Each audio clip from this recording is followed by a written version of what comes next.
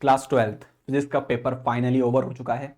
और बच्चों पेपर के बाद मेरी कई बच्चों से मुलाकात हुई और मुलाकात होने के बाद बच्चों ने जनरली मेरे पास जो मुझसे सवाल पूछे वो यही पूछे, सर आपको क्या लगता है पेपर इजी था? इजी तो नहीं था, मॉडरेट था, डिफिकल्ट था, या कहीं बीच में था, पेपर लेंदी था या ठीक था, हम 3 घंटे में उसे पूरा कर सकते थे? क्योंकि कुछ बच्चों ने ये भी बोला मुझसे कि सर हमें पेपर थोड़ा लेंदी लगा, हम लोग वो प्रॉपर टाइम नहीं मिला, हम चेक नहीं कर पाए। तो चलो आओ एक एक करके सब चीज़ों के बारे में बात करते हैं। बहुत शॉर्ट वीडियो के अंदर आप पूरे पेपर का एनालिसिस कर लेते हैं। तो यहाँ पर क्लास देख सकते हो बच्चों, मेरे पास सेट नंबर 2 दे रखा है। तो इसके अंदर अगर मैं बात करूँ पेपर के बारे में, तो अगर तुम नोटिस करो हमारे पास ये आ गया सेक्शन नंबर 1। सेक्शन नंबर 1 में अगर तुम ध्यान से देखो, जो पहला सवाल है सेक्शन नंबर 1 में बच्चों, जो हमारा पहला सवाल है, तो पहला सवाल क्या कह रहा है? देखो कि वो आया है हमारा चैप्टर नंबर 1 से। चैप्टर नंबर 1 से आया है बच्चों, दैट इज इलेक्ट्रिक फील्ड और इलेक्ट्रिक पोटेंशियल के बारे में बात कर रहा है, और of a hollow metallic sphere. Hollow metallic sphere, तो क्लास हमें पता है कि अगर हमारे पास कोई मेटेलिक स्फीयर होगा तो उसको जो भी चार्ज देंगे वो उसके सरफेस से पाया जाएगा। कहाँ पाया जाएगा बच्चों? सरफेस पर। और electric field inside a conductor is zero, sir बिल्कुल होती है, लेकिन इलेक्ट्रिक पोटेंशियल जीरो नहीं होता। इलेक्ट्रिक पोटेंशियल वही होता है जो सरफेस पर होता है, तो इसका मतलब इनसाइड पोटेंशियल जीरो नहीं होगा, कांस्टेंट होगा। तो यहाँ कोई एक ऐसा ऑप्शन जिसके अंदर इलेक्ट्रिक फील्ड जीरो आ रही हो और इलेक्ट्रिक पोटेंशियल बराबर हो कांस्टेंट के, सो ये हमारा ऑप्शन नंबर बी जा रहा है। ठीक है सर, ठीक है सर, बात समझ में आ गई। आगे चलते हैं। अब समझना क्या है क्लास, फटाफट अब तो बस चेक करना है कि पेपर कैसा है। उसके बाद तो सर हाँ, इसको किस कैटेगरी में रखेंगे आप? तो मैं अगर इसको कैटेगरी दूंगा बच्चों, तो मैं क्वेश्चन नंबर फर्स्ट को कैटेगरी दूंगा, दैट इज आवर ये हमारा क्वेश्चन बच्चों इजी में जाएगा। ये बस डायरेक्ट नोन अगर हमें बात पता है तो हम इजीली इसको कर सकते हैं, तो मैं इसको इजी कैटेगरी में डाल सकते हैं हम इसको। ठीक है सर। उसके बाद आगे चलते हैं बच्चों। देखो उसके बाद हमारे पास नेक्स्ट सवाल है the dimension of self inductance. Self inductance के बारे में पूछ रहा है, तो डायमेंशन फॉर्मूला सेल्फ इंडक्टेंस का पूछ रहा है, तो हम U बराबर LI से इसको निकाल सकते हैं, हाफ LI स्क्वायर। ठीक है, तो U हमारी एनर्जी है विच इज mL2T-2 होगा, बिल्कुल सही सर। L की हमें निकालनी है, करंट हमारा A स्क्वायर हो जाएगा, तो यानी ये हो जाएगा mL2T-2, और A नीचे आके ऊपर जाएगा तो A-2। तो बच्चों यहाँ पर हमारा ऑप्शन कौन सा जा रहा है? यहाँ पर mL2T-2, mL2T-2 and A-2, that is mL2T-2 A-2, that is mL2T-2 A-2। तो यहाँ पर अपना ऑप्शन नंबर डी हो जाएगा। ठीक है सर, ये हो जाएगा mL2T-2 A-2। ठीक है सर। फिर अगला देखते हैं बच्चों। अच्छा, इसको किस कैटेगरी में रखेंगे? तो बच्चों ये भी हमारी इजी की कैटेगरी में जाएगा, जब हमें फॉर्मूला मालूम है तो हम इजीली इसको फाइंड कर सकते हैं। ठीक है सर। अब नेक्स्ट चलते हैं क्लास। देखो हमारे पास नेक्स्ट तीसरा सवाल है। तीसरे सवाल में क्या पूछ रहा है? तीसरा सवाल मुझे लगता है कि इस सवाल को लेकर ज़्यादातर बच्चे परेशान होंगे, परेशान किया होगा, और इस सवाल को करना भी चाहिए, क्योंकि ये ना इजी है ना मॉडरेट है। मैं इसको डिफिकल्ट लेवल पे रखता हूँ, क्योंकि जनरली बच्चा बोर्ड के पेपर में बैठा है तो इतना नहीं सोच पाता है इसके बारे में। तो देखो सवाल क्या था क्लास, यहाँ पे देखो, यहाँ पर हमें सेंटर पर मैग्नेटिक फील्ड फाइंड करनी थी, यहाँ सेंटर पर। ठीक है, यहाँ से करंट आया और यहाँ से करंट चला गया। ठीक है सर, तो पक्की बात है कि वही करंट कुछ यहाँ गया होगा और कुछ यहाँ गया होगा, तो यहाँ करंट दो पार्ट में डिवाइड हुआ है, इसको हमने I1 बोल दिया, इसको हमने I2 बोल दिया। तो तुम सेंटर पर फील्ड जब तक नहीं निकाल सकते जब तक तुम्हें I1 और I2 के बारे में नहीं पता हो। तो फटाफट इसको I1 I2 को देख लेते हैं यहाँ पर। तो बेसिकली हमें करना क्या है, सबसे पहले देखो, तो इसको ऐसा समझो कि जैसे दो रजिस्टर है हमारे पास, ये रजिस्टर 1 है, ये रजिस्टर 2 है, और दोनों पैरेलल में लगे हुए हैं। तो इसका मतलब यहाँ पर इस तरीके से हमें करंट डिवाइडिंग रूल से करंट फाइंड करना होगा। यहाँ करंट कितना कर रहा है? I, यहाँ कितना I1, यहाँ कितना I2, ये कितना हमारे पास R1, ये कितना हमारे पास R2। ठीक है, तो ऑब्वियस बात है, देखो ये 3/4 है, ये सेक्शन हमारा कितना है? 3/4, और ये कितना है? 1/4। तो इसका मतलब ये रेजिस्टेंस जो होगा हमारे पास, ये हमारा 1/4 ऑफ R हो जाएगा टोटल का, और ये हमारा 3/4 ऑफ R हो जाएगा टोटल का। ठीक है सर। अब इसमें करंट डिवाइडिंग रूल लगा देते हैं, I1 रेशो I2, वो होता है इनवर्सली प्रोपोर्शनल टू R। तो यहाँ पर हमारे पास उल्टा हो जाएगा, दैट इज 3/4R और ये 1/4 ऑफ R। तो यहाँ से ये आ जाएगा रेशो 3/4 रेशो 1/4, यानी 3:1, यानी यहाँ से I1 की वैल्यू आएगी 3/4 टाइम्स ऑफ I, और I2 की वैल्यू आएगी 1/4 टाइम्स ऑफ I। ठीक है, करंट आ जाएगा। फिर उसी तरीके से यहाँ पर बच्चों हम क्या फाइंड कर लेंगे? यहाँ हम फाइंड कर लेंगे मैग्नेटिक फील्ड। अब देखो इस वाले करंट की वजह से ये क्लॉकवाइज करंट है, तो मैग्नेटिक फील्ड डॉट वाली होगी। ठीक है सर। और उसी तरह से यहाँ करंट एंटी क्लॉकवाइज है, तो यहाँ मैग्नेटिक फील्ड क्रॉस वाली होगी सर। ठीक है, फिर इस तरीके से हम इन दोनों को ऐड करेंगे, सब्ट्रैक्ट करेंगे, बड़ा माइनस छोटा, तो जो नेट फील्ड आएगी यहाँ पर बड़ा माइनस छोटा करके, इसका ऑप्शन नंबर हमारा आ जाएगा डी। तो क्लास ये ठीक है, मैं मानता हूँ इसको थोड़ा सा हम इजी नहीं बोल सकते, मॉडरेट भी नहीं, इसको हम डिफिकल्ट लेवल पे रख सकते हैं। ठीक है सर, बात समझ में आ गई, ऑप्शन नंबर डी आ गया हमारे पास। ठीक है, उसके बाद अगला चलते हैं, देखते हैं क्या पूछा है नेक्स्ट। तो नेक्स्ट MCQ जो बच्चों हमारे सामने है, ये बहुत ईजी है, ये तुमने ज़्यादातर ने कर भी लिया होगा। तो यहाँ पर फोर्थ वाले के अंदर ये आया है हमारा फोटो इलेक्ट्रिक इफेक्ट से, वो dual nature of matter and radiation था ना, तो ये वहाँ से आया हुआ सवाल है। तो इसको कैसे करेंगे, देखो हमें पता है जो एनर्जी ऑफ फोटोन होती है वो h इंटू म्यू होती है, सर बिल्कुल होती है। एनर्जी ऑफ फोटोन कितनी होती है, h इंटू म्यू, ठीक है। तो यहाँ पर हमारे पास एनर्जी दे रखी है 1.326, लेकिन ये एनर्जी जो दे रखी है बच्चों यहाँ पर, ये हमारी दे रखी है इलेक्ट्रॉन वोल्ट में, तो इसको जूल में कन्वर्ट कर लेंगे, दैट इज इसको मल्टीप्लाई कर लेंगे 1.6 इंटू 10 की पावर माइनस 19, एच की वैल्यू हो गई 6.67 इंटू 10 की पावर माइनस 34, यहाँ से फ्रिक्वेंसी आ जाएगी। तो यहाँ से कैलकुलेशन करके आई थिंक ये आंसर आ रहा है हमारा, दैट इज चेक करना पड़ेगा, आई थिंक आंसर बी आ रहा है यहाँ से आंसर हमारा कितना आ जाएगा, ऑप्शन नंबर बी, ठीक है। तो ये ठीक है, इजी है, थोड़ी सी कैलकुलेशन है वो कर लेंगे हम लोग। ऑप्शन नंबर कितना आ रहा है हमारा, बी आ रहा है। उसके बाद क्वेश्चन नंबर 5 पे चलते हैं। क्वेश्चन नंबर 5 को लेकर बच्चों में थोड़ी सी बात करनी है इसमें, उसमें ये है क्वेश्चन नंबर 5 में, देखो यहाँ पर एक मेटालिक रॉड दे रखी है, बिल्कुल दे रखी है सर, लेंथ दे रखी है कितनी, चलो लेंथ दे रखी है रॉड की, तो हमारे पास एक रॉड दे रखी है, उस रॉड की लेंथ दे रखी है कुछ L = 50 सेंटीमीटर यानी हाफ ऑफ मीटर, ठीक है। उसके बाद रॉड तो वर्टिकल है ऐसे और वो ईस्ट की तरफ जा रही है, तो उसकी वेलोसिटी दे रखी है, कितनी दे रखी है बच्चों में, v दे रखी है 10 मीटर पर सेकंड, सर ठीक है। उसके बाद द हॉरिजॉन्टल कंपोनेंट, अब मुझे यहाँ पे थोड़ा सा ऑब्जेक्शन है इस बात पर, यहाँ पे बोल रहा है the horizontal component of earth magnetic field. अब ये जो अर्थ मैग्नेटिज्म वाला था ये 30% सिलेबस में रिड्यूस हो चुका था सेक्शन, तो वहां पर ये चीज आती है horizontal component of earth magnetic field, तो तुमने तो उसका नाम सुना नहीं क्योंकि सिलेबस में नहीं था, पढ़ा नहीं, तो ये क्वेश्चन आउट ऑफ सिलेबस तो नहीं बोल सकते, लेकिन ये टर्म जो है horizontal component of earth magnetic field, शायद इससे बचा जाता तो ज़्यादा अच्छा था, है ना। कोई ऐसी चीज़ पेपर में नहीं लिखी होनी चाहिए जो 30% मतलब सिलेबस में रिड्यूस हो चुकी हो, तो फिर भी कोई बात नहीं। तो यहाँ पर एक मैग्नेटिक फील्ड दे रखी है 10 की पावर -4 गॉस, तो 10 की पावर नहीं सॉरी 0.4 गॉस, तो इसको गॉस को टेस्ला में करेंगे, 10 की पावर -4 से मल्टीप्लाई कर लेंगे, ठीक है। अब जब मैंने बताया था, इवन बच्चों मैं पिछले 1 महीने से 15 दिन से वीडियोस भेज रहा था, तो उसके अंदर मैंने डेरिवेशन भी किया था E = BLV का, उसमें मैंने बताया भी था इस पर न्यूमेरिकल आ सकता है E = BLV, तो सिंपल इक्वेशन लगानी थी E = BLV। और खासकर जो कल की जो वीडियोस भेजी है मैंने शाम 6 से लेकर रात को 3 बजे तक, वहाँ से बहुत ज़्यादा आया है बच्चों, तो मुझे पूरी उम्मीद है जहाँ तक भी वीडियो पहुँची होगी उन लोगों ने देखा होगा और उससे फ़ायदा उठाया होगा। तो E = BLV, तो E = BLV करने के बाद बी यहाँ से सब सॉल्व करने के बाद आई थिंक इसका आंसर हमारे पास आ रहा है, लो फटाफट सॉल्व कर लेते हैं। E = B कितना है हमारे पास 0.4 इंटू 10 की पावर -4, E = B, L कितना है हमारे पास, L 1/2 हो गया 50 सेंटीमीटर, V कितना है 10, तो ये अपना 5 हो गया, ये 4/10 हो गया, 10 की पावर -4 हो गया, ये 5 हो गया, ये 20 हो गया, ये 2 इंटू 10 की पावर -4 हो गया, 10 की पावर -3 यानी 0.2 मिलीमीटर। तो बच्चों जिस बात का तो हमें इंतजार है इसका आंसर क्या होगा, तो इसका आंसर होगा 0.2 मिलीमीटर, ठीक है। चलो अब आगे चलते हैं और, ठीक है। अब आगे देखो क्वेश्चन नंबर 6। क्वेश्चन नंबर 6 में अगर तुम ध्यान से देखो, जर्मेनियम क्रिस्टल है यानी प्योर सेमीकंडक्टर है। रात जो मैंने शाम सेमीकंडक्टर वाली भेजी थी कुल आई थिंक 23 मिनट की थी, मतलब उस 23 मिनट की वीडियो के अंदर ही बहुत कुछ छुपा हुआ है बच्चों।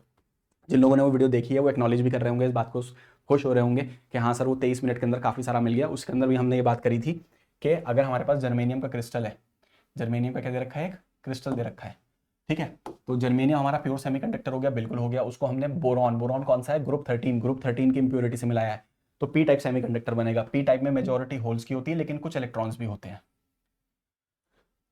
मेजोरिटी होल्स की होती है। कुछ बच्चे ओनली होल्स बोल रहे थे सर, ओनली होल्स ऐसा नहीं, होल्स की मेजोरिटी है, फ्यू इलेक्ट्रॉन्स भी होते हैं। तो ऑप्शन नंबर सी सर किस कैटेगरी में रखोगे भाई, इजी है, सिंपल सा सीधा सवाल है।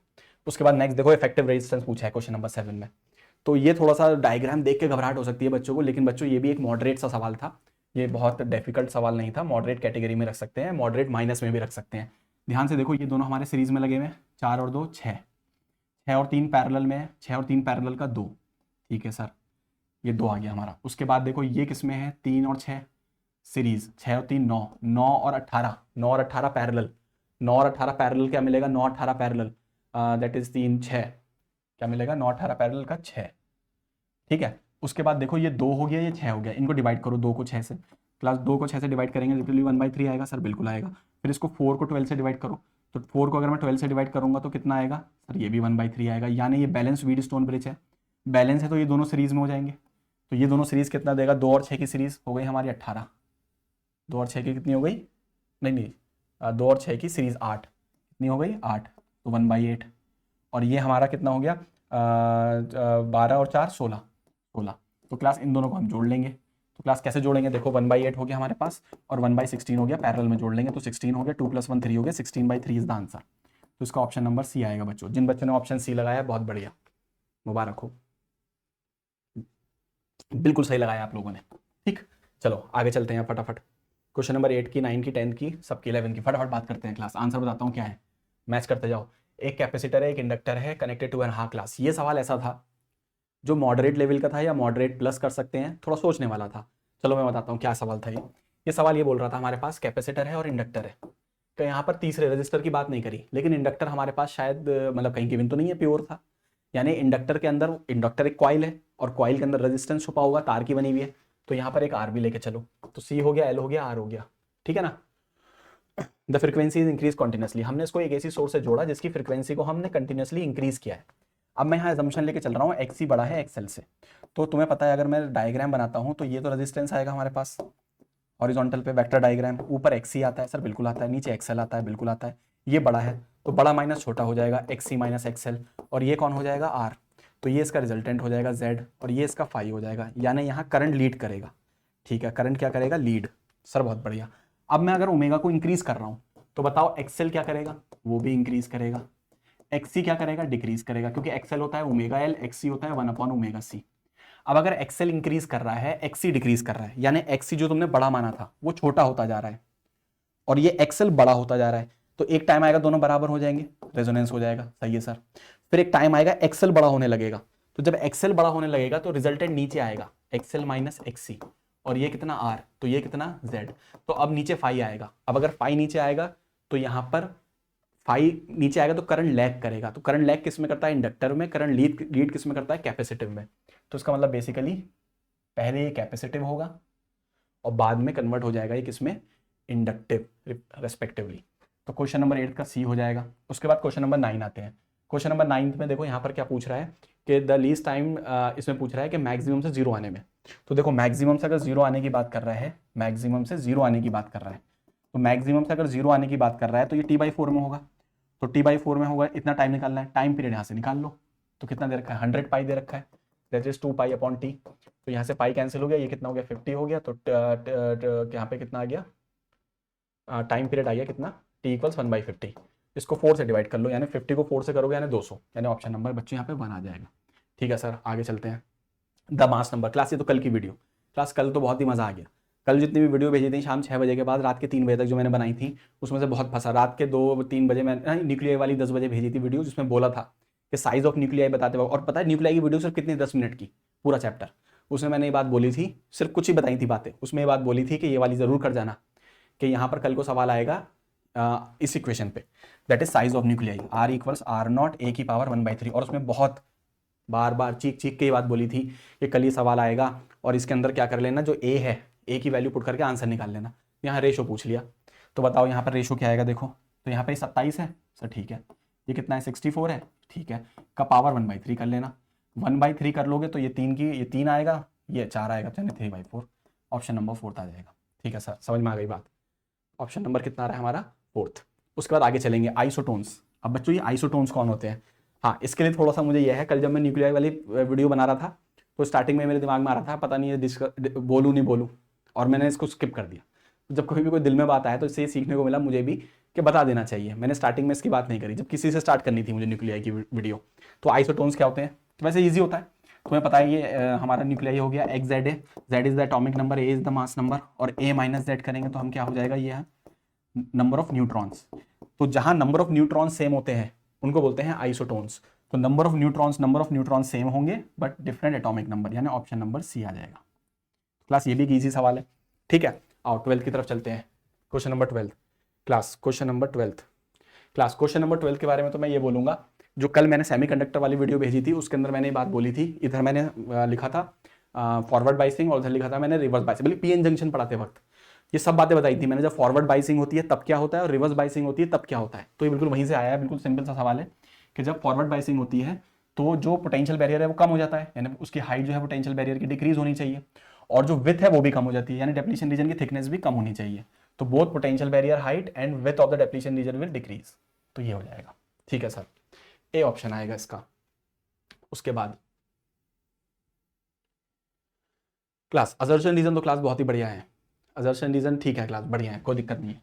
देखो असर्शन रीजन के बारे में बात करेंगे, रे ऑफ लाइट कैसा इंसिडेंट करिए हमारे पास, a ray of light incident normally on the surface of a prism. अच्छा, अगर एक प्रिज्म दे रखा है बच्चों हमारे पास और उस पर नॉर्मली इंसिडेंस करी ऐसे, और यहाँ ग्रेजिंग करती हुई चली गई, यानी यहाँ पे एंगल 90, तो पक्की बात है यहाँ पे जो एंगल होगा वो क्रिटिकल एंगल के बराबर होगा, सर बिल्कुल होगा। So the incident ray normal to the prism पे नॉर्मली इंसिडेंट करी, the emergent ray will graze opposite face, बिल्कुल सही, ग्रेज करेगी if when critical angle of the interface is equal to angle of prism. ये जो critical angle है ये angle of prism के बराबर होगा नहीं, critical angle angle of prism के बराबर होगा नहीं, ठीक है ना। ये एंगल ऑफ इंसिडेंस यहाँ पे क्रिटिकल एंगल के बराबर होगा तब ऐसा होगा, तो इसका मतलब यहाँ पे असर्शन तो फॉल्स हो गया, असर्शन फॉल्स हो गया। उसके बाद यहाँ पे दे रखा है the refractive index of the prism medium, prism depends on the angle of prism, the refractive index, prism का रिफ्रैक्टिव इंडेक्स, ये भी गलत है क्लास, इसका डी जाएगा ऑप्शन। एक चार्ज पार्टिकल दे रखा है क्लास, ये तो बहुत ही अच्छा सवाल था क्लास, बहुत ही बढ़िया सवाल था क्लास, मतलब मैं इसको रखूंगा मॉडरेट प्लस, या डिफिकल्ट में भी डाल सकते हो, मॉडरेट प्लस तो है। देखो यहाँ पे क्या बोल रहा है, यहाँ पे बोल रहा है एक चार्ज पार्टिकल है हमारे पास बहुत बढ़िया, वो किधर मूव कर रहा है, किसी एंगल पे मूव कर रहा है, देखो वेलोसिटी v से जा रहा है, एक्स वाई प्लेन है और इतने एंगल, एक्यूट एंगल से जा रहा है विद एक्स एक्सिस, तो एक्स एक्सिस के साथ मूव करता हुआ जा रहा है v किसी एंगल पर, और मैग्नेटिक फील्ड दे रखी है शायद वाई एक्सिस में, देखो यार मैग्नेटिक फील्ड दे रखी है कौन से एक्सिस में, वाई एक्सिस में, वो हेलिकल पाथ में मूव करेगा पैरेलल टू एक्स एक्सिस। ये बात तो पक्का है क्लास, यहाँ पे वेलोसिटी और मैग्नेटिक फील्ड आपस में परपेंडिकुलर नहीं है, अगर परपेंडिकुलर नहीं है तो हेलिकल में तो मूव करेगा, लेकिन ये हेलिक ये वाला बनेगा एक्स एक्सिस पे या ये वाला बनेगा वाई एक्सिस पे, ये सोचना होगा। अब देखो होता क्या है यहाँ पर जो मैग्नेटिक फील्ड परपेंडिकुलर है, यहाँ पे वेलोसिटी के दो कंपोनेंट कर लो, ये v cos थीटा आएगा और ये वाला आएगा v sin थीटा, ठीक है सर। तो ये जो v cos थीटा है ये मैग्नेटिक फील्ड के परपेंडिकुलर है, तो ये तो इसे घुमा देगा, जब परपेंडिकुलर होता है मैग्नेटिक फील्ड वेलोसिटी तो घूमते हैं, और ये v sin थीटा इसे चला देगा, तो ये ऊपर की तरफ जाएगा, यानी ये वाला हेलिक्स होगा वाई एक्सिस पे, एक्स पे नहीं होगा, और इसने बोला है पैरेलल टू एक्स एक्सिस। तो यहाँ पर बहुत से बच्चे चूक गए होंगे, यहाँ पे क्या चूके होंगे बच्चे, बच्चों को लगा हुआ हाँ हेलिक्स होगा, लेकिन शायद अगर गलती हुई होगी तो उन्हें लग रहा होगा हेलिक्स होगा एक्स पर, जबकि हेलिकल पाथ बनेगी इस बार वाई पर, तो यहाँ पे असर्शन गलत है, असर्शन गलत है। उसके बाद the direction of the magnetic force acting on a charge particle moving in a magnetic field is along the velocity of the particle, the direction of the magnetic force acting on the charge particle, ऊपर वाले charge particle पे force किधर लग रहा होगा, तो force का formula होता है F बराबर Q V B sine theta, यानी V क्रॉस बी, तो V क्रॉस बी, तो फोर्स तो बाहर की तरफ लग रहा है V B, तो फोर्स तो परपेंडिकुलर आउटवर्ड Z एक्सिस पे लग रहा है, वो बोल रहा है वेलोसिटी के अलॉन्ग है, तो ये बात भी गलत है, तो इसका भी ऑप्शन जाएगा बच्चों हमारे पास D, ठीक है। उसके बाद the minimum negative potential applied to an anode, ये फोटो इलेक्ट्रिक इफेक्ट से आया है, फोटो इलेक्ट्रिक इफेक्ट में तुम्हें याद होगा ये वाला ग्राफ, ठीक, ये वाला ग्राफ, ये स्टॉपिंग पोटेंशियल, ठीक है।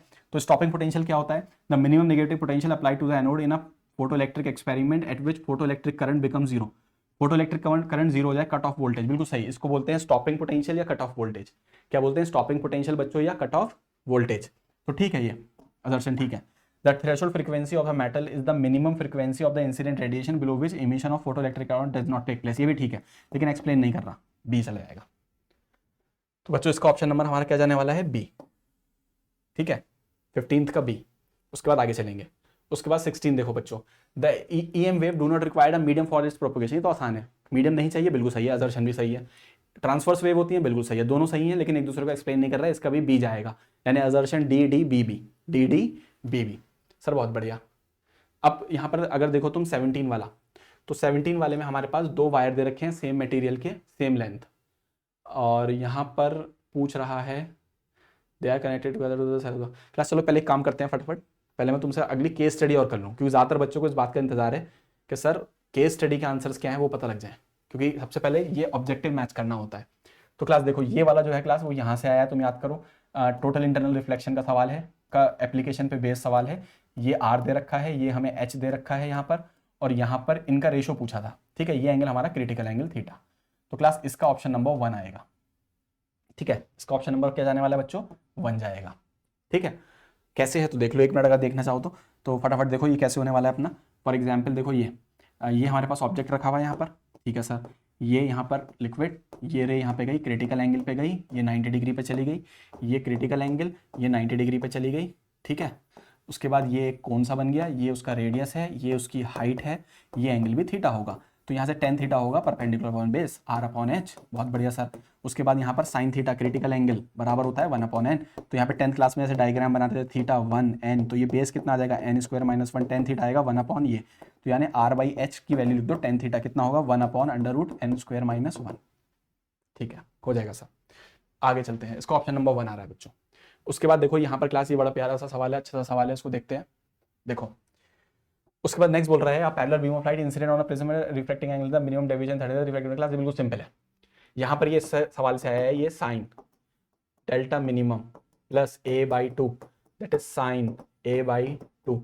डेल्टा मिनिमम 60 दे रखा है, ए नहीं 30 दे रखा है, ये 60 दे रखा है, एक 30 है एक 60 है, और उसके बाद ए हमारा कितना है 60 है ये, तो ये वाला 60 है क्लास, ये 60 है और ये 30 है। ठीक है, तो ये ऊपर हो जाएगा 90 हाफ 45, 45 साइन 45 हो गया 1/√2, 30 का था 60 1/2, यानी ये आ गया √2 की वैल्यू होती है 1.4। तो बच्चों यहाँ पर ऑप्शन आने वाला है हमारे पास बी। ठीक है सर, आगे चलिए। The minimum deviation for the रे of light, the minimum deviation for the रे of light incident on a incident of the minimum deviation, minimum deviation पूछा क्लास। थिन प्रिज्म का रखा है, थिन प्रिज्म के केस में मिनिमम डेविएशन n-1 इंटू ए होता है। यहाँ पे परसेंटेज चेंज दे रखा है किसका, डेविएशन का, दैट इज कितना नहीं पूछा है, जो मिनिमम डेविएशन हो रहा है the angle of minimum deviation will be, minimum deviation के बारे में पूछ रहा है। तो चलो, तो बच्चों यहाँ पे मिनिमम डेविएशन के बारे में पूछ रहा है परसेंटेज फॉर्म में, तो यहाँ पे इसका मतलब हो गया delta 2 minus delta 1 upon delta 1 into 100। ठीक है सर, तो यहाँ पे इसके लिए लगा दो, डेल्टा 2 लगाओगे तो ये लिखोगे n2 minus 1 A minus n1 minus 1 A, that is n1 minus 1 ए। तो यहाँ पर हमारे पास a कॉमन आ जाएगा, n2 minus 1 minus n1 plus 1 n1 minus 1 into a, ये कैंसिल हो गया, तो ये आ जाएगा a n2 minus n1 upon n1 minus 1, तो कैंसिल हो गया। ठीक है, तो बस इन दोनों को माइनस करके ऐसे करना था, इन दोनों को जैसे माइनस करोगे इन दोनों को, तो माइनस जैसे करोगे तो ये आ जाएगा 0.1, माइनस करेंगे तो कितना आएगा 0.1, और उसके बाद वो उधर हमारे पास दैट इज पहला वाला, तो 1.52 में से 1 माइनस करोगे और मल्टीप्लाई कर लोगे परसेंटेज के लिए 100 से, तो ये लगभग 19 के आसपास आएगा, और क्योंकि n की वैल्यू इंक्रीज हो रही है तो डेविएशन इंक्रीज होगा, तो यानी बच्चों इसमें ऑप्शन नंबर डी आ जाएगा। कितना आ जाएगा हमारा, ऑप्शन नंबर डी आ जाएगा। उसके बाद आगे चलते हैं क्लास, ये भी बहुत आसान सा है, ये थोड़ा सा सोचने वाला था फिर भी। An object is place in front of a convex lens, object कहाँ रखा हुआ है, in front of a convex lens, ये और ये ऐसे रखा हुआ है, the object move close to the surface, the image formed. Class इसमें याद रखना है, तो इसका आंसर हमारा जाएगा, पहले रियल होगी बाद में वर्चुअल, इसका डायरेक्ट याद रखते हैं क्लास। अभी फिजिक्स का पेपर देकर आया हो, कहाँ पूरा इसको समझाऊं, डायरेक्ट रखना है, फर्स्ट रियल होगी देन वर्चुअल होगी। उसके बाद क्लास डबल कॉन्वेक्स लेंस दे रखा है, ठीक है, रिफ्रैक्टिव इंडेक्स 1.5 दे रखा है, फोकल लेंथ 10 सेंटीमीटर दे रखी है, रेडियस ऑफ कर्वेचर पूछ रहा है, तो इसको कर लो, क्या दिक्कत है, 1/10 हो गया सर, हो गया 1.5 माइनस 1 यानी 1/2 हो गया, और 1/r प्लस 1/r 2/r हो गया, ये कैंसिल हो गया, r 10 आ गया, r कितना आएगा बच्चों यहाँ पे 10 आ जाएगा। ठीक है सर, ठीक है, ये भी हो गया। तो मुझे पूरी उम्मीद है तुमने केस स्टडी के सारे सही करे होंगे, नहीं भी करे हो तो कोई बात नहीं, एक आध गलत हो जाता है, स्टूडेंट ही हो। उसके बाद देखो क्लास, यहाँ पर पूछ रहा है इस वाली केस स्टडी के अंदर कि हमारे पास दो सिलेंड्रिकल कंडक्टर दे रखे हैं A and B of the same metal connected to the series, ये मोबिलिटी के बारे में पूछ रहा है हमसे। तो देखो मोबिलिटी के बारे में हम ऐसा कर सकते हैं क्लास, हमें पता है it is drift velocity per unit electric field, sir बिल्कुल ड्रिफ्ट वेलोसिटी को लिख सकते हैं ई एम टॉ, सर बिल्कुल सही, ये हो जाएगा ई से ई कैंसिल हो जाएगा, तो ये बराबर हो जाएगा ई टॉ एम। क्लास इलेक्ट्रॉन का चार्ज सेम, मास सेम, ये दोनों मटेरियल सेम है, तो रिलैक्सेशन टाइम देखो ये रहा सेम मेटल, तो यानी 1:1। ठीक है, उसके बाद देखो क्लास अगला सवाल अच्छा था, अगले में क्या बोल रहा है, वायर की लेंथ दे रखी है, क्रॉस सेक्शनल एरिया दे रखा है, बैटरी दे रखी है, करंट दे रखा है, कंडक्टिविटी पूछी है। तो इसको class other form of Ohm's law, याद है मेरी वीडियो में मैंने बोला था other form of Ohm's law, class maximum जो शॉर्ट वीडियोज में बना रहा था मैक्सिमम मिला है वहाँ से, तो मुझे भी बहुत खुशी है आज। तो जे बराबर कितना होगा, सिग्मा ई होगा, जे को लिख सकते हैं हम आई अपॉन ए, सर बिल्कुल लिख सकते हैं, सिग्मा हमें निकालनी है कंडक्टिविटी, ई को लिख सकते हैं V/L, वी भी गिवन है, एल भी गिवन है, आई भी गिवन है, ए भी गिवन है, सिग्मा आ जाएगा। थर्ड ऑप्शन आ रहा है इसका, कितना आएगा, थर्ड ऑप्शन। चलो और आगे देखते हैं क्लास, अच्छा सवाल है, कैसे करोगे देखो इसको क्लास, ये इक्वेशन कहाँ से थी, ये थी RT equals R0 1 plus alpha delta T, याद है चैप्टर नंबर 3 में, तो इसको अंदर ले आओ, तो ये हो जाएगा RT equals R0 plus R0 alpha delta T, तो इसको इधर ले आओ, ये हो जाएगा R T minus R naught upon R naught equals alpha delta T. Percentage के लिए यहाँ पे भी मल्टीप्लाइड बाई 100, यहाँ पे भी मल्टीप्लाइड बाई 100, तो ये आ गई परसेंटेज चेंज इन आर, और वो दे रखी है हमें 8.5। तो ये हो जाएगा हमारे पास बच्चों 8.5 इक्वल्स एल्फा, एल्फा भी दे रखा है, एल्फा कितना दे रखा है हमें 1.70 इंटू 10 की पावर -4, और डेल्टा टी ही हमसे पूछा है इंक्रीज बाय। इसको थोड़ा से को सॉल्व करोगे 500 आ जाएगा। कितना आएगा बच्चों 500। उसके बाद अगला देखो क्या बोल रहा है, the consider the contribution of following factor 1, 1 and 2 in resistivity. अब रेजिस्टिविटी के बारे में बात कर रहा है। याद करो जो मैंने शॉर्ट वीडियो भेजी थी उसमें मैंने other form of Ohm's law को हाईली इंपॉर्टेंट कहा था, जो पीडीएफ भी लास्ट में भेजी थी, ये उसी से रिलेट करता हुआ सवाल है। वहां पर हमने बात करा था ये बराबर होता है एम एन ई स्क्वायर टॉ, एम एन ई स्क्वायर टॉ। अब क्लास यहाँ पे यही पूछ रहा है, क्या पूछ रहा है, resistivity of a metal, consider the contribution, the resistivity of the metal increase with increase in. पूछा है रेजिस्टिविटी इंक्रीज होगी किसके इंक्रीज करने पे, the resistivity of the metal increase with increase in its temperature. क्यों होता है ऐसा, टेम्परेचर के इंक्रीज करने से रेजिस्टिविटी। कल की जो मैंने रात के टाइम शॉर्ट वीडियो भेजी थी वहां पर अल्फा के टर्म्स में इसको बताया था, ठीक है, और वहां पर भी इसके बारे में हमने डिस्कशन किया था। तो अब हम इसके बारे में बात करेंगे। देखो कि यहाँ पर अगर हम टेम्परेचर को बढ़ा रहे हैं तो रिलैक्सेशन टाइम कम हो रहा है, तो रेजिस्टिविटी इंक्रीज हो रही है। तो पहली बात रिलैक्सेशन टाइम कम होता है, तो consider the contribution of the following two factor in the this. तो यहाँ पे रिलैक्सेशन टाइम कम होता है, तो रिलैक्सेशन टाइम डिक्रीज, यानी पहला फैक्टर तो डिक्रीज हो रहा है रिलैक्सेशन टाइम, तो पहला डिक्रीज हो रहा है, पहला डिक्रीज हो रहा है। और दूसरी चीज क्या पूछा है, number of free electrons per unit volume. Number of free electrons तो ऑलमोस्ट सेम ही रहते हैं, थोड़ा बहुत बढ़ जाते हैं इक्का दुक्का, तो ऑलमोस्ट सेम रहते हैं। तो ऑप्शन नंबर डी, ठीक है सर, ऑप्शन नंबर डी हो गया। उसके बाद नेक्स्ट देखो, नेक्स्ट हमारे पास क्या है, नेक्स्ट हमारे पास क्लास देखो ये है हमारे पास करंट दे रखा है, स्टेडी करंट फ्लो कर रहा है कॉपर वायर में नॉन यूनिफॉर्म क्रॉस सेक्शन का, जो the flowing physical quantity constant रहेंगी। तो देखो मान लो नॉन यूनिफॉर्म क्रॉस सेक्शन इस तरीके से दे रखा है हमारे पास, यहाँ जे, अब जे बराबर होता है सिग्मा ई। पहली बात समझ लो, जब स्टेडी स्टेट होती है तो दोनों तरफ करंट तो सेम ही रहता है, तो इलेक्ट्रिक करंट सेम रहेगा। पहली बात वो पूछा ही नहीं, सबसे पहले इलेक्ट्रिक फील्ड पूछ रहा है, तो जे के बारे में सोचते हैं। देखो यहाँ पर एरिया ज्यादा है तो जे होता है I divide by A, area ज्यादा तो जे कम, तो जे तो यहाँ कम होगा, यहाँ पर जे ज्यादा हो जाएगा, तो जे तो वेरी करता है, चेंज करता है, ठीक है। तो करंट डेंसिटी चेंज करता है, करंट डेंसिटी जे। अब इलेक्ट्रिक फील्ड देखते हैं, अब जे बराबर होता है सिग्मा ई, अगर जे चेंज कर रहा है तो इलेक्ट्रिक फील्ड भी चेंज करेगा, तो इलेक्ट्रिक फील्ड भी चेंज होगी। ड्रिफ्ट वेलोसिटी के बारे में बात करते हैं, तो वी बराबर होता है ई ई एम टॉ, तो जब ई चेंज कर रहा है तो ड्रिफ्ट वेलोसिटी भी चेंज करेगी, यानी चारों चेंज होंगे। इसका ऑप्शन आएगा ये वाला, ऑल थ्री, ये सब चेंज होंगे, ठीक है। तो बच्चों ये हो गया। उसके बाद नेक्स्ट देखो, ये केस स्टडी हो गई हमारी दोनों, ठीक है बच्चों। तो सबसे पहले जो सबसे पहली चीज रहती है पेपर से निकलने के बाद कि हमारे एमसीक्यू ठीक है नहीं ठीक, और केस स्टडी ठीक है नहीं ठीक है। तो हमने यहाँ पर बच्चों सारे एमसीक्यू और केस स्टडी के बारे में बात कर ली, ठीक है। अब यहाँ पर जो क्लास बाकी सेक्शन के बारे में मैं बता नहीं रहा, बस हल्का हल्का एक बताता जाता हूँ कि कौन सा कहाँ से आया था, लेवल कैसा था, और वीडियो को हम खत्म कर लेंगे, ठीक है। कभी डिटेल वीडियो देखेंगे, ले आएंगे। चलो, तो सारे हमने एमसीक्यू डिस्कस कर लिए। अब इसके बाद नेक्स्ट देखते हैं इसमें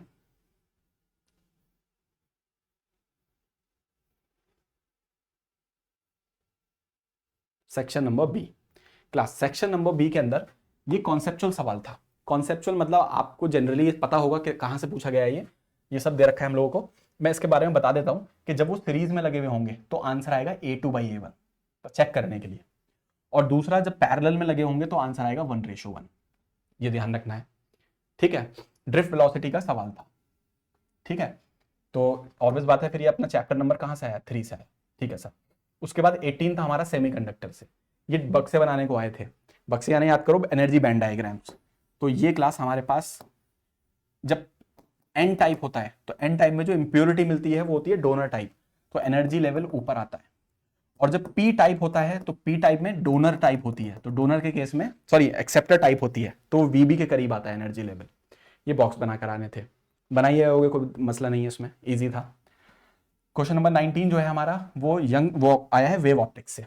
तो वेव ऑप्टिक्स में यहाँ पे intensity I max upon I minimum, अभी 2 दिन पहले क्लास बच्चों याद है रिवीजन में करा रहा था, आई मैक्स आई मिनिमम कितना था, R+1 R-1, सेम सवाल सेम डेटा पे कराया था, का होल स्क्वायर होता है। तो यहाँ से आई मैक्स आई मिनिमम कितने दे रखा है, 25/9, और ये हो जाएगा R+1 R-1 का होल स्क्वायर।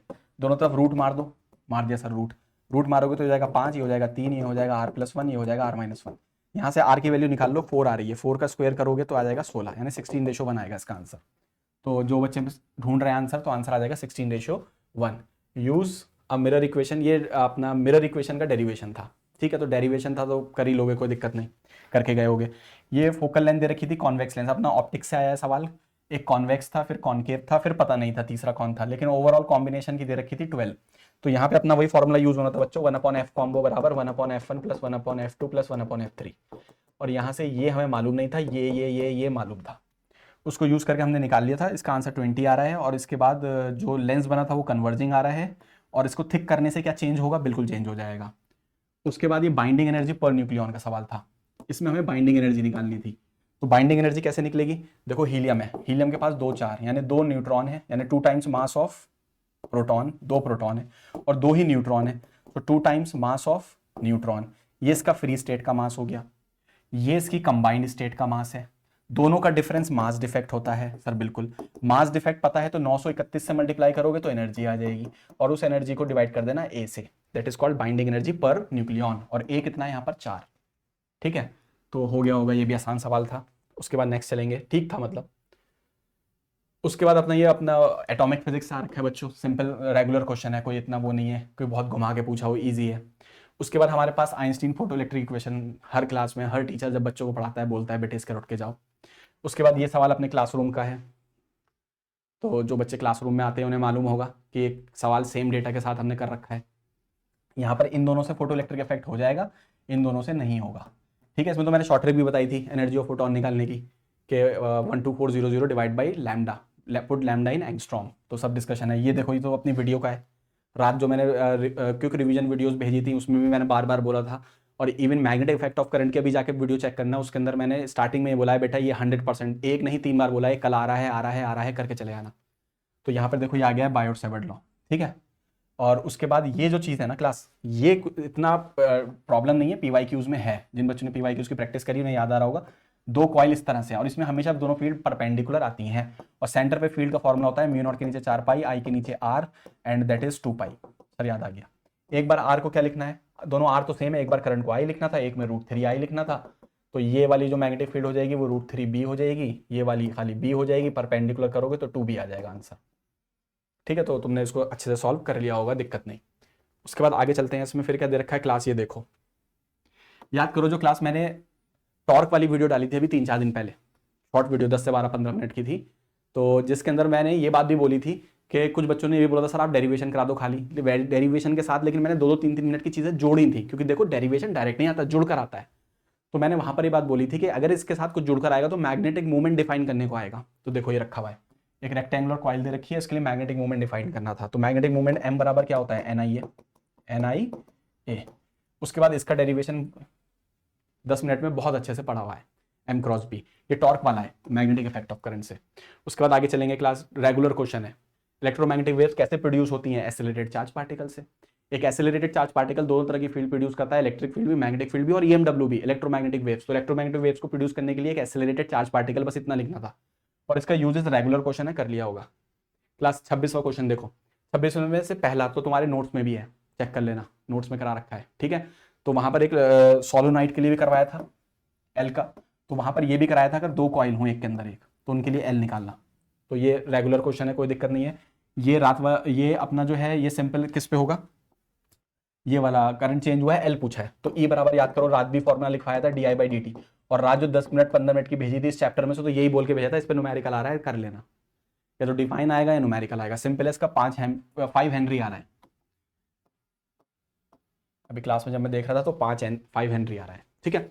उसके बाद क्लास ये वाला डेप्लीशन रीजन, सेमीकंडक्टर वाली वीडियो में बहुत अच्छे से हमने बात करी थी, ये डिफाइन करने को आएंगे, अच्छे से हो गया है। PN junction diode with the help of a suitable diagram, ज़्यादातर बच्चे कर ही आए होंगे, मुझे पूरी उम्मीद है। उसके बाद ये वाला जो सवाल था क्लास, इसमें ये ट्रिकी था, ये थोड़ा सा परेशान करा होगा, लेकिन मैं आंसर बता दूं, पहले वाले का 0.9 जूल आ रहा है, दूसरे वाले का -2.4 जूल आ रहा है, -2.4 जूल। सर दूसरे वाला कैसे होगा, दूसरे वाले में हमें ई दे रखा है विच इज A/r², ठीक है। तो यहाँ पे डी भी निकाल सकते हैं, -EDR, ठीक है। तो यहाँ से ई की वैल्यू पुट कर देना A/r² इंटू DR, फिर इसका जैसे तुम इंटीग्रेशन करोगे तो ये आ जाएगा माइनस, ए तो ऐसे ही रहेगा, आर का स्क्वायर का हो जाएगा -1/r, तो ये हो जाएगा माइनस माइनस प्लस, ये हो जाएगा A/r। अब इस dv को मल्टीप्लाई कर लेना q से दोनों तरफ, तो ये हो जाएगा हमारा वर्क डन, और work is a form of वही अपनी एनर्जी, तो AQR। अब a कितना है, गिवन है, q याद करो, एक चार्ज कितना है, -5 -2, तो ये हो जाएगा -3 माइक्रो कूलम। और r इन दोनों के बीच में डिस्टेंस कितनी थी, यहाँ से निकालोगे तो आ रही है 10 सेंटीमीटर, या 10 सेंटीमीटर पुट कर देना मीटर में कन्वर्ट करके, तो ये आना चाहिए। ठीक है, उसके बाद यानी 0.9 जूल एंड -2.4 जूल। उसके बाद सेक्शन नंबर डी हमने डिस्कस कर लिया। सेक्शन नंबर ई की तरफ आते हैं। ई तो बहुत ही मजेदार है क्लास, किसी बच्चे का छूटा ही नहीं होगा, मुझे पूरी उम्मीद है। इवन सेक्शन ई में तो मजा आ जाएगा उसका कि इवन जो कल की 6 बजे बाद वाली वीडियोज है वो देख के गया होगा। तो देखो क्लास यहाँ पर हम एक बार डिस्कस कर लेते हैं, सिंपल है। तो एस्ट्रोनॉमिकल टेलीस्कोप तो क्लास कोई बात ही नहीं करना है, किसी ने बताया था इंपॉर्टेंट या नहीं बताया था, हर किसी को मालूम है माइक्रोस्कोप और टेलीस्कोप करे बिना नहीं जाते हैं। 3 दिन पहले हम क्लास में डिस्कस कर रहे थे विद सेम डेटा, बच्चों को याद होगा। और अगर जो बच्चे क्लास में थे उनको अगर याद हो तो कमेंट में अगर उन तक ये बात पहुंच रही है, ये वीडियो देख रहे हैं, तो बता सकते हैं कि सेम डेटा था। क्या था हमारे पास, same data, calculate the focal length of ये। ठीक है, तो ये ठीक है, रेगुलर क्वेश्चन है, कोई दिक्कत नहीं इसमें, अभी इसको सॉल्व नहीं कर रहे। ठीक है, अभी फिजिक्स का पेपर देकर आए हो, कहाँ है उसके सॉल्यूशन के चक्कर में, रेगुलर क्वेश्चन है। उसके बाद हमारे पास ये अपना कौन सा डेरिवेशन था सर, याद दिला दिए। तो ये अपना डेरिवेशन था y बराबर a1 sign omega T plus a2, ये तो है ना, to coherent sources intensity high super नहीं नहीं नहीं, ये अलग है। टू कोहेरेंट सोर्सेज है हमारे पास of light of wave each having intensity I not superimpose to produce interference pattern on the screen. अच्छा, वो दूसरे सेट में था। On the obtain the expression for the resultant intensity at a point where the phase difference between them is phi, write maximum and minimum possible values। Plus intensity के ये वाली equation करनी है हम लोगों को। आई बराबर आई नेट बराबर I1 plus I2 plus 2 under root I1 I2 cos five. ठीक है, तो इसको यहीं से स्टार्ट कर सकते हैं कि y बराबर A1 sign omega T, A2 sign omega T plus five. फिर इसको पूरा ड्राइव करके हमने वाई नेट निकाल लेंगे, A sine omega T plus five plus theta. फिर यहाँ से ए नेट निकाला था हमने, which is A1 square plus A2 square plus 2A1 A2 cos five root के अंदर। फिर यहाँ से आई प्रोपोर्शनल ए स्क्वायर है, उससे ये फॉर्मूला आ जाएगा। एक स्टेप आगे क्लास, यहाँ पर हमारे पास फिर ये दे रखा है first order minima and second order minima. हो गया होगा क्लास, मिनिमा की कंडीशन मालूम है, तो वैसे कौन सा करना चाहिए था, मुझे लगता है ये ज़्यादा बढ़िया था। ठीक, उसके बाद अगर हम क्लास आगे देखें, उसके बाद आगे हम देखें तो ये हमारा आ गया कैपेसिटर।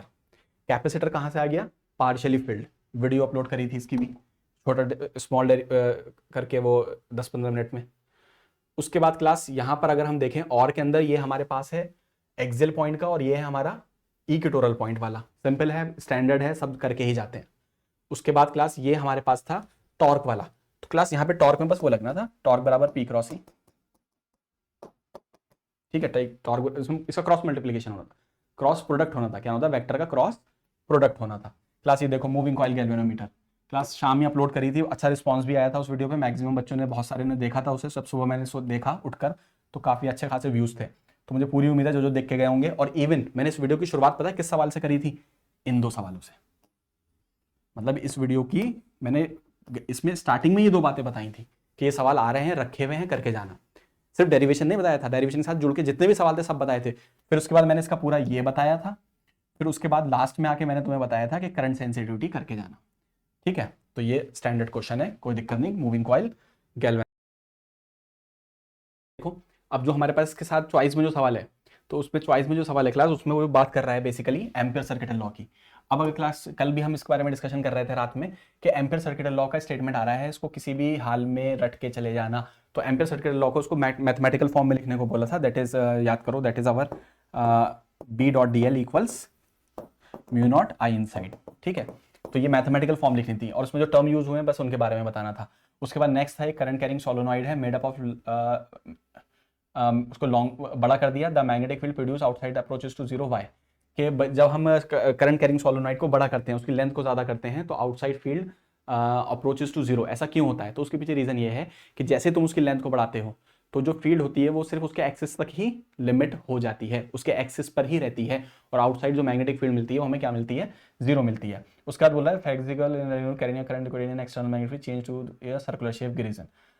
एक फ्लेक्सिबल लूप रखा हुआ है, वो सर्कुलर में कन्वर्ट हो जाता है एक्सटर्नल मैग्नेटिक फील्ड में गिव रीजन।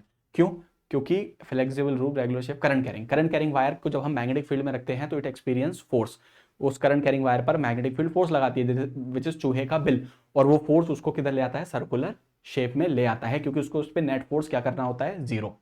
उसके बाद क्लास ये जो सवाल था ये थोड़ा सा परेशान, थोड़ा नहीं सर बहुत परेशान किया है, हाँ मुझे, मैं मानता हूँ बहुत परेशान किया होगा, लेकिन ये किस टॉपिक से है, ये टॉपिक से है अपने, हमें गैल्वेनोमीटर को कन्वर्ट करना है किसमें, वोल्ट मीटर में। रात मैंने स्टेप इसके फिर डिस्कस किए थे रिवीजन में कि हाई रेजिस्टेंस वायर को जोड़ देते हैं सीरीज में, और देखो यहाँ से सवाल आ गया, लेकिन थोड़ा सा घुमा के पूछ लिया, मैंने सीधे सीधे बताया था कि भाई हाई रेजिस्टेंस वायर को सीरीज में जोड़ेंगे तो ये पूरा अरेंजमेंट हमारा कहलाएगा वोल्ट मीटर, बच्चों क्या कहलाएगा, वोल्ट मीटर।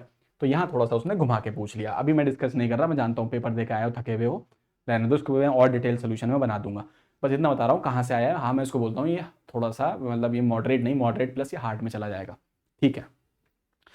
उसके बाद वैसे कर सकते थे, कोई इतनी प्रॉब्लम नहीं थी, ठीक है। उसके बाद नेक्स्ट क्या है, अटेम्प्ट किया होगा, अगर स्टेप मार्किंग पे तो नंबर मिलने हैं। क्लास यहाँ ये पेपर पूरा होता है, और क्लास यहाँ पर क्लास देखो, फिजिक्स का पेपर अब हो चुका है, जैसा भी गया है मुझे पूरी उम्मीद है अच्छा गया है, टेंशन नहीं लेनी है। अब अगला है केमिस्ट्री का पेपर।